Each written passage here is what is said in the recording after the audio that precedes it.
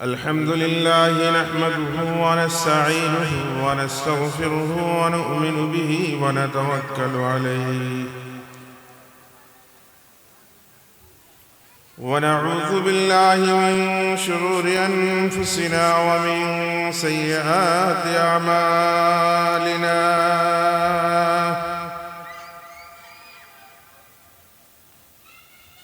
من يهده الله فلا مضل له ومن يضلله فلا هادي له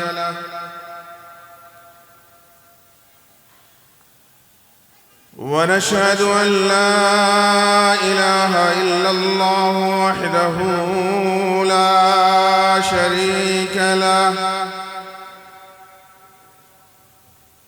ونشهد أن سيدنا وحبيبنا وشفيعنا ومولانا محمدا عبده ورسوله صلى الله تعالى عليه وعلى آله وأصحابه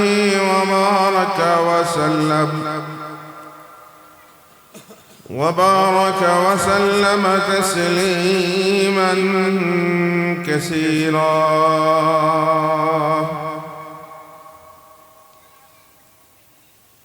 أما بعد فأعوذ بالله من الشيطان الرجيم.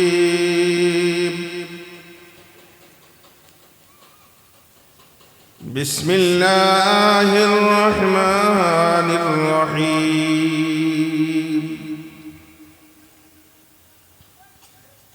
والعصر إن الإنسان لفي خسر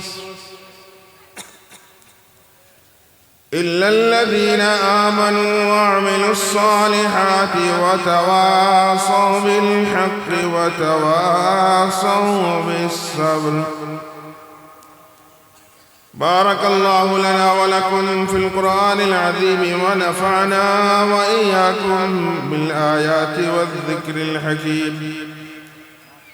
صلى الله على سيدنا ومولانا محمد وعلى آله وأصحابه وسلم. صلى الله على سيدنا ومولانا محمد وعلى آله وأصحابه وسلم. সাহেবের গাঁও গ্রামবাসীর উদ্যোগে তৃতীয় বার্ষিক ওয়াজ মাহফিলের চলমান অধিবেশনের সম্মানিত সভাপতি, মঞ্চ উপবিষ্ট অত্র গ্রামের স্বনামধন্য ইমাম ও খতিব, সামনে বসা আমার ইসলাম প্রিয় তৌহিদি জনতা, বিশেষ করে আজিজ সালাও ভাইরা, পর্দার আড়ালে অবস্থানরত অত্যন্ত শ্রদ্ধা মাহবুবেরা, মহান রব্বুল আলামিনের দরবারে আমরা শুকরিয়া আদায় করি যে আল্লাহ রব্বুল আলামিন আমাদেরকে আলহামদুলিল্লাহ ওইসে না একটু জোরে হইতে আলহামদুলিল্লাহ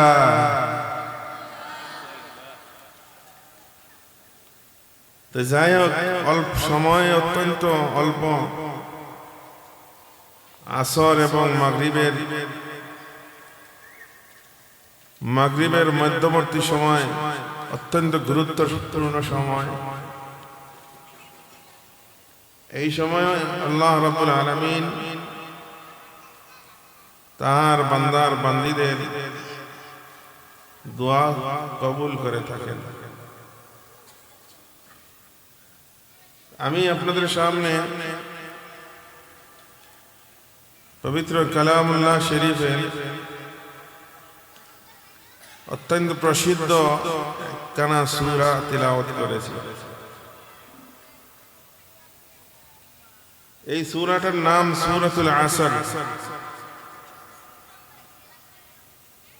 এটা সাধারণত আমাদের এখানে প্রত্যেকটা মুসলমান এই সূরার অধিকাংশ মুসলমানের অন্তরের ভিতরে এই সূরা আছে। সূরাটা অত্যন্ত ছোট্ট ক্ষুদ্র, কিন্তু এটার বিষয়বস্তু অত্যন্ত ব্যাপক। এই বিষয়বস্তু অত্যন্ত ব্যাপক। সূরাতুল আসরের বিষয়বস্তু সম্পর্কে ইমাম শাফি রাহমাতুল্লাহি আলাইহির বক্তব্য যে আল্লাহ রাব্বুল আলামিন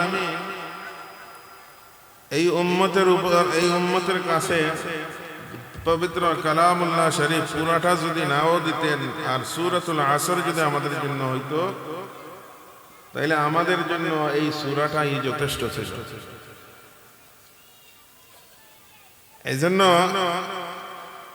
এই সূরার শুরুতে আল্লাহ রাব্বুল আলামিন শপথ নিয়ে বলতেছেন, কসম খেয়ে বলতেছেন, ওয়াল আসরি ইন্নাল ইনসানা লাফি খুসর ইল্লাল্লাযীনা আমানু ওয়া আমিলুস সালিহাত।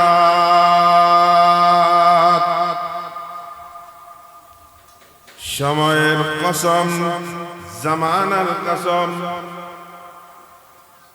ইন্নাল ইনসানা লাফি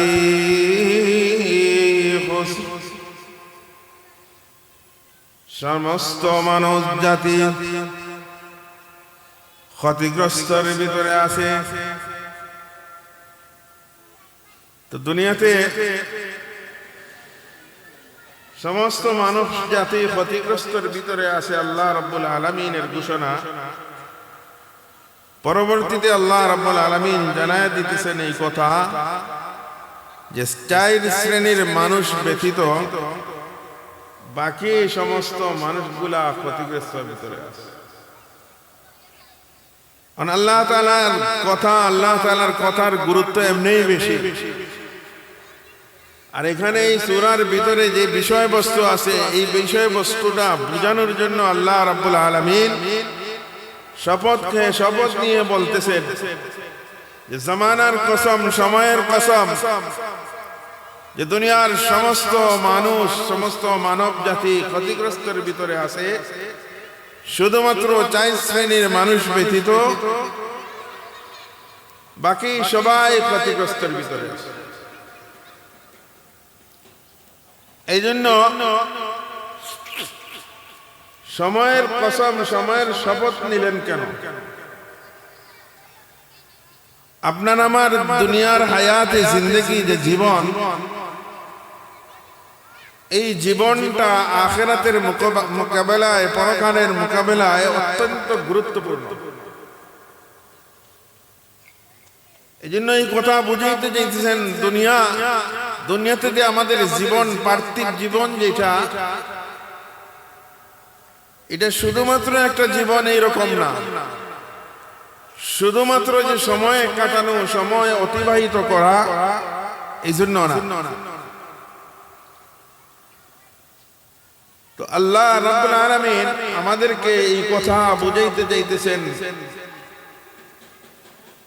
যে সময়ের কসম, অর্থাৎ আমাদের জীবনের শপথ, তোমাদের এই পার্থিব জগৎটা, দুনিয়ার জগৎ জীবনটা তোমাদের জন্য আখিরাতের মোকাবেলায়, আখিরাতের জন্য বড় গুরুত্বপূর্ণ, বড় মহা মূল্যবান।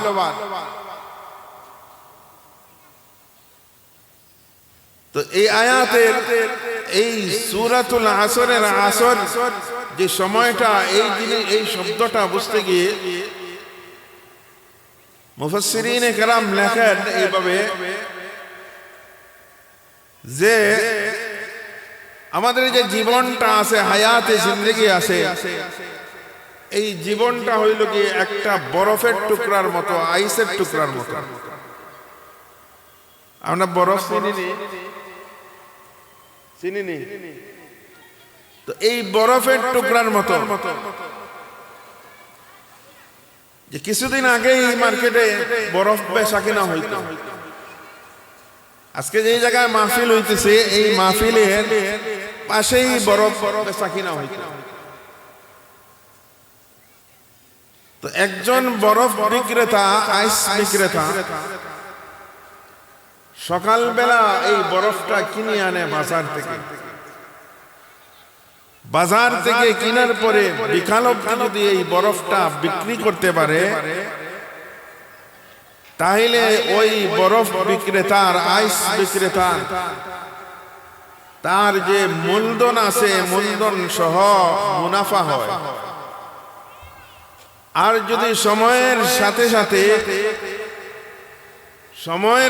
সাথে যদি সঠিক সময়ে এই বরফ আইস বিক্রি করতে না পারে, তাইলে তার মূলধন চলে যাবে নুকসানের ভিতরে, লসের ভিতরে পড়ে যাবে। অর্থাৎ সময় যত চলে যায় এই বরফটা, এই আইসটা আস্তে আস্তে গলে যায় এবং নষ্ট হয়ে যায়। ঠিক তদ্রূপ ভাবে আমাদের যে আল্লাহ রাব্বুল আলামিন যে আমাদেরকে হায়াতে জিন্দেগি দিয়েছেন, জীবন দিয়েছেন, এই জীবনটা বরফের টুকরার মতো, আইসের টুকরার মতো। আপনি আমি যদি আল্লাহ রাব্বুল আলামিনের হুকুম অনুযায়ী আমাদের জীবন পরিচালিত করি, তাইলে জীবন একদিন শেষ হবে। আবার যদি আল্লাহ রাব্বুল আলামিনের হুকুমের বিপরীতে আমাদের জীবন চলাফেরা হয়, তাইলে এই জীবনটাও একদিন শেষ হবে। এই জন্য বিশ্বনবী হযরত মুহাম্মদুর রাসূলুল্লাহ সাল্লাল্লাহু আলাইহি ওয়াসাল্লাম এক হাদিসে ইরশাদ ফরমান, ইগতানিম খামসান ক্বাবলা খামসিন হায়াতাকা ক্বাবলা মাউতিক ওয়া শাবাবাকা ক্বাবলা হারামিক। আল্লাহর নবী বিশ্বনবী হযরত মুহাম্মদুর রাসূলুল্লাহ সাল্লাল্লাহু আলাইহি ওয়াসাল্লাম বলেন, যে আমার উম্মতেরা, তোমাদের সামনে, তোমাদের কাছে মহামূল্যবান কিছু সম্পদ আছে। সেই প্রথম সম্পদের নাম, সেটার নাম হইল আমাদের হায়াতে জিন্দেগি। তোমরা এই কথা মনে করো, তোমাদের হায়াতে জিন্দেগিতে জীবন, এই জীবনটা মৃত্যু আসার পূর্বে, মৌত আসার আগে এই হায়াতে জিন্দেগিকে মহামূল্যবান সম্পদ মনে করো। 2 নম্বর, ওয়াশাবাবাকা ক্বাবলা হারামিক। আল্লাহ রাব্বুল আলামিন আমাদেরকে যৌবন দিয়েছিলেন, অথবা ও যুবক, আল্লাহ প্রদত্ত যে যৌবন, এই যৌবনটাকে আপনি মহামূল্যবান সম্পদ মনে করুন। কারণ হায়াত একদিন শেষ হবে, মৌত একদিন আসবে, যৌবন একদিন শেষ হবে, বার্ধক্য আসবে।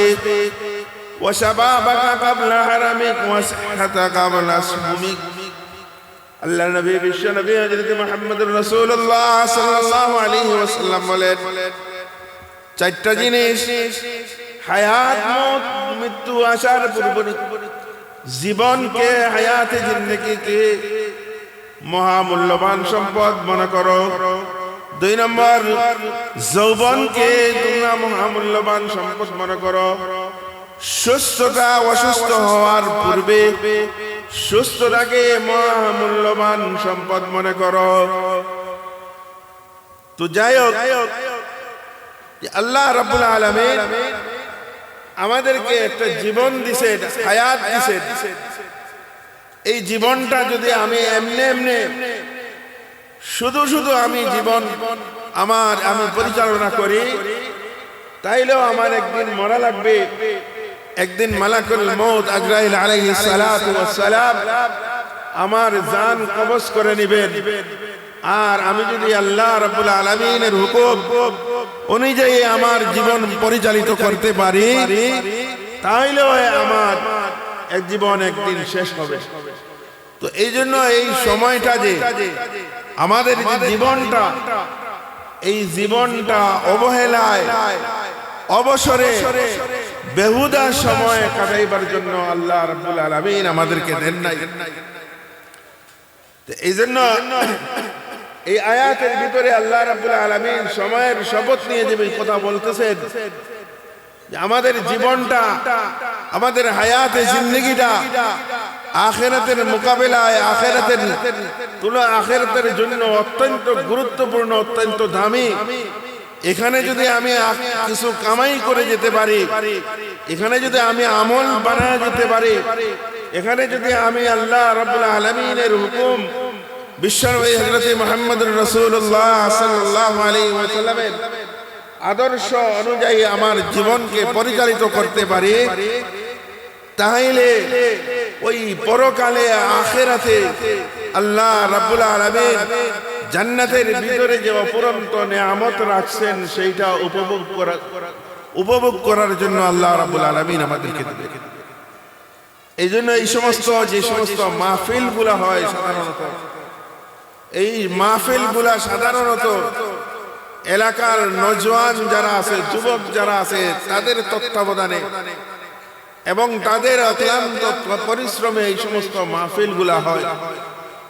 আমার বক্তব্য হইল কি, যুবকরা যদি ইসলামের দিকে ধাবিত হয়, যুবকরা যদি ইসলামের দিকে ধাবিত হয়, তাইলে আল্লাহ তাআলার হুকুম ইসলামের বহুত বড় লাভ হবে। এই জন্য যারা এই যুবকরা এই সমস্ত ওয়াজ মাহফিলের আয়োজন করতেছে, আপনাদের কাছে আমাদের অনুরোধ, করজোড়ে অনুরোধ, শুধুমাত্র মাহফিলের ভিতরে সীমাবদ্ধ থাকলে হবে না। মাহফিল করলাম, আমার দায়িত্ব, আমার কর্তব্য, আমার দায়িত্ব কর্তব্য শেষ হয়ে যায়, বিষয়টা এরকম না।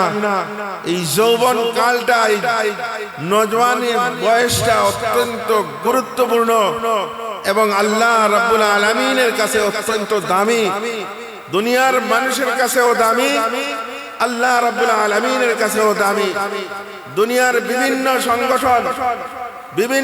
সংগঠনের নওজওয়ানদেরকে চায়, যুবক বয়সের যুবক যারা আছে তাদেরকে চায়। আল্লাহ রাব্বুল আলামিনও চান যুবকরা যে নওজওয়ান বয়সে, যৌবন বয়সে যেন আল্লাহ তাআলার হুকুমগুলা পুরোপুরি ভাবে তাদের জিন্দেগিতে আনতে পারে। আল্লাহর রাসূল সাল্লাল্লাহু আলাইহি ওয়াসাল্লাম এই নওজওয়ানদের ব্যাপারে, যারা যৌবন বয়সে, নওজওয়ান বয়সে আল্লাহ তাআলার হুকুম মানব, ওই আল্লাহ তাআলার হুকুম অনুযায়ী তাদের জীবনকে পরিচালিত করবে। তো বিশ্বনবী হযরত মুহাম্মদুর রাসূলুল্লাহ সাল্লাল্লাহু আলাইহি ওয়াসাল্লাম তাদেরকে সুসংবাদ দিতেছেন যে আমাদের সামনে এমন একটা কঠিন একটা মুসিবতের সময় আসতেছে। প্রত্যেকটা মানুষ, বনি আদম সন্তান, ওই সময়টা ফেস করা লাগবে। ওই সময়টার জন্য প্রত্যেকটা মানুষ অপেক্ষমান। হাশরের ময়দানে, কিয়ামতের দিন আল্লাহ রাব্বুল আলামিনের সামনে প্রত্যেকটা মানুষ তার জীবনের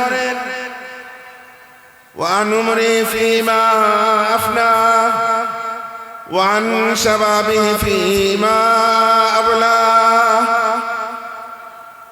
জীবন কিভাবে অতিবাহিত করেছো, যৌবন কোন পথে ব্যয় করেছো। ওই দিন হাশরের ময়দানে যারা নওজওয়ান যৌবন কালে আল্লাহ রাব্বুল আলামিনের হুকুম অনুযায়ী তাদের জীবন পরিচালিত করছে, যেদিন কঠিন মুসিবতের সময় সূর্য অর্ধবিগত উপরে থাকবে, সমস্ত হাশরবাসী পেরেশানির ভিতরে থাকবে।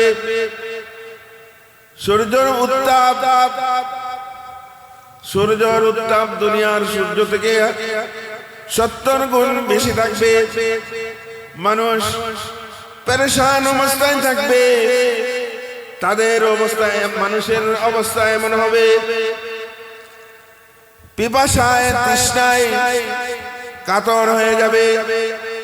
তো আল্লাহর রাসূল সাল্লাল্লাহু আলাইহি ওয়াসাল্লাম বলেন যে আমার উম্মতের মধ্যে নওজোয়ান বয়সে, যুবক বয়সে যারা আল্লাহর হুকুম মানবে আর রাসূল আকরাম সাল্লাল্লাহু আলাইহি ওয়াসাল্লামের তরিকা অনুযায়ী চলবে, যেই দিন কোনো ছায়া থাকবে না, সমস্ত জমিন গুলাত তামায় পরিণত হয়ে যাবে, ওই দিন আল্লাহ রাব্বুল আলামিন যারা যৌবন বয়সে, যুবক বয়সে আল্লাহ রাব্বুল আলামিনের হুকুম অনুযায়ী তাদের জীবনকে পরিচালনা করবে, যেদিন কোন আরশে আযীমের ছায়া ছাড়া কোনো ছায়া থাকবে না, ওই দিন আল্লাহ রাব্বুল আলামিন তাদেরকে আরশে আযীমের ছায়ার নিচে জায়গা দিবেন। এই জন্য যুবক ভাইরা, আজকে আমাদের বিভিন্ন সময়, বিভিন্ন জায়গা, বিভিন্ন খারাপ পরিবেশে আমাদের সময়টা নষ্ট হইতেছে। উলামায়ে কেরাম তোমাদেরকে বুঝাইতেছেন আখিরাতমুখী হওয়ার জন্য, আল্লাহ রাব্বুল আলামিনের হুকুমগুলো পালন করার জন্য বুঝাইতেছেন, আর আমাদের এই যুবকদেরকে নষ্ট করার জন্য, যুবকদেরকে নষ্ট করার জন্য বিভিন্ন ধরনের ফিতনা, বিভিন্ন ধরনের গুনাহের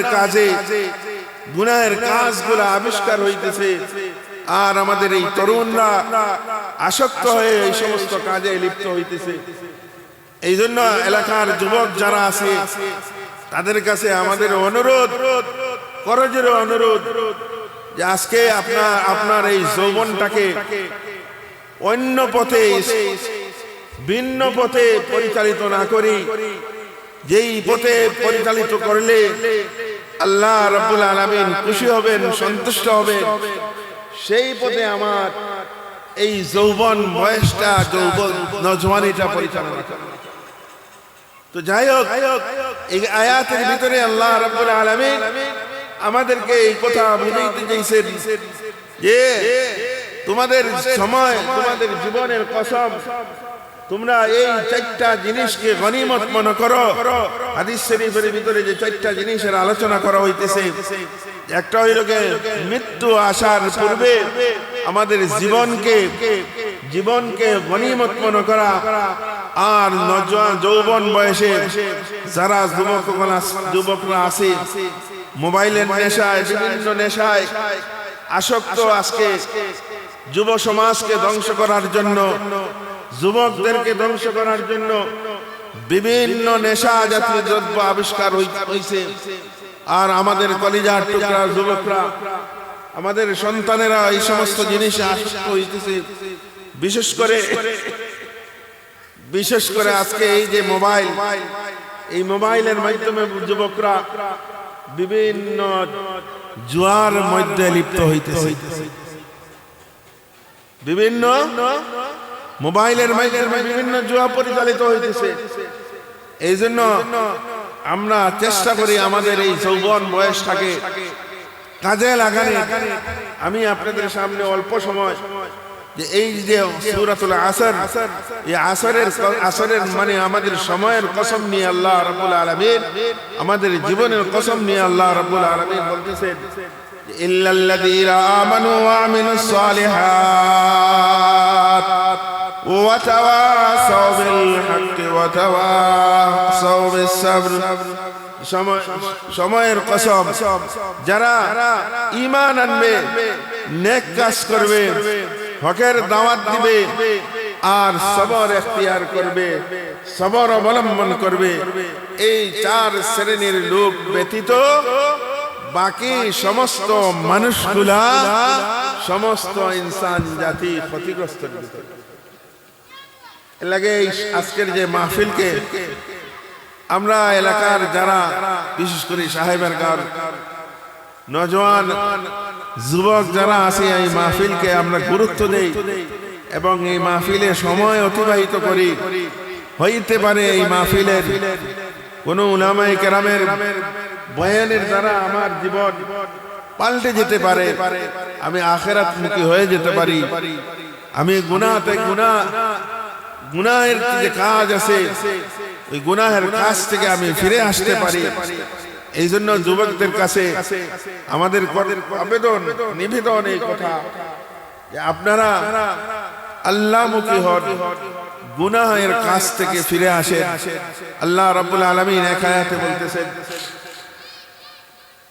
ইয়া আইয়ুহাল ইনসানু মা গাররাকা বিরাব্বিকাল কারীম আল্লাযী খালাকাকা ফাসাওয়াকা ফাআদালাক ফি আইয়ি সূরাতিন মা শাআ রাক্কাবাক। ও দুনিয়ার মানুষ, ইয়া আইয়ুহাল ইনসান মা গাররাকা বিরাব্বিকাল কারীম, তোমার কোন জিনিসে থেকে এত মহিয়ান, এত করিম রব, এত দয়ালু রব কে কোন জিনিস থেকে তোমাকে বিমুখ রাখলো? দুনিয়ার মহব্বতে, দুনিয়ার ভালোবাসায়, দুনিয়ার বিভিন্ন বিষয়ে তোমাকে এত করিম রব থেকে, এত মহিমান্বিত রব থেকে, যেই রব, যে আল্লাহ আমাদেরকে সৃষ্টি করেছেন, যে আল্লাহ রব্বুল আলামিন আমাদেরকে সৃষ্টি করেছেন, যেই রব্বুল আলামিনের কাছে আবার একদিন ফিরে যেতে হবে, ওই রব থেকে, করিম রব থেকে কোন জিনিসে তোমাকে, কোনটার মহব্বতে, কোন কারণে তুমি আল্লাহ থেকে, আল্লাহর হুকুম থেকে দূরে সরে গেলে? ইয়া আইয়ুহাল ইনসান মা গাররাকা বিরাব্বিকাল কারীম আল্লাযী খালাকাকা ফাসাওয়াকা ফাআদালাক। এরপরে আল্লাহ রাব্বুল আলামিন বলতেছেন যে আল্লাহ রাব্বুল আলামিন থেকে দুনিয়ার বিভিন্ন বিষয়, দুনিয়ার বিভিন্ন জিনিস দ্বারা আল্লাহ রাব্বুল আলামিন থেকে দূরে সরে গেলাম।